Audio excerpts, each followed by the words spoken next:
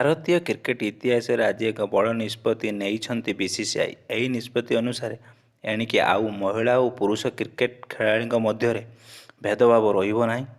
ସମସ୍ତଙ୍କୁ ସମାନ match fee ମିଳିବ ବୋଲି ଆଜି ବିସିସିଆଇ ସମ୍ପାଦକ ଜୟ ଶାହ ଘୋଷଣା କରିଛନ୍ତି।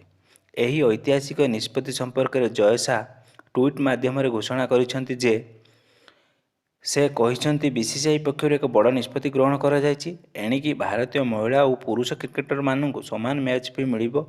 ଏବେ ଟେଷ୍ଟ କ୍ରିକେଟ ଗୋଟିଏ ମ୍ୟାଚ୍ ପାଇଁ 15 ଲକ୍ଷ ଓ ଏକଦିବସୀୟ ମ୍ୟାଚ୍ ପାଇଁ 6 ଲକ୍ଷ ଟଙ୍କା ମିଳିବ ଏବଂ ଗୋଟିଏ ଟି-20 ଆନ୍ତର୍ଜାତିକ ମ୍ୟାଚ୍ ପାଇଁ ଉଭୟ ମହିଳା ଓ ପୁରୁଷ କ୍ରିକେଟରଙ୍କୁ 3 ଲକ୍ଷ ଟଙ୍କା ପ୍ରଦାନ କରାଯିବ।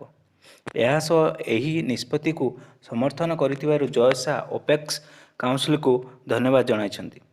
ଏହି ନିଷ୍ପତ୍ତି ଫଳରେ ଆଉ ମହିଳା ଓ ପୁରୁଷ ଖେଳାଳିମାନଙ୍କ ମଧ୍ୟରେ କୌଣସି ଭେଦଭାବ ରହିବ ନାହିଁ ବୋଲି ସେ କହିଛନ୍ତି।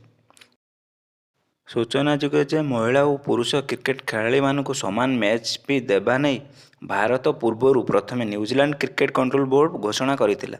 ଚଳିତ ବର୍ଷ ଜୁଲାଇ ମାସରେ ନ୍ୟୁଜିଲାଣ୍ଡ କ୍ରିକେଟ କଣ୍ଟ୍ରୋଲ ବୋର୍ଡ ଏହି ନିଷ୍ପତ୍ତି ନେଇଥିଲା।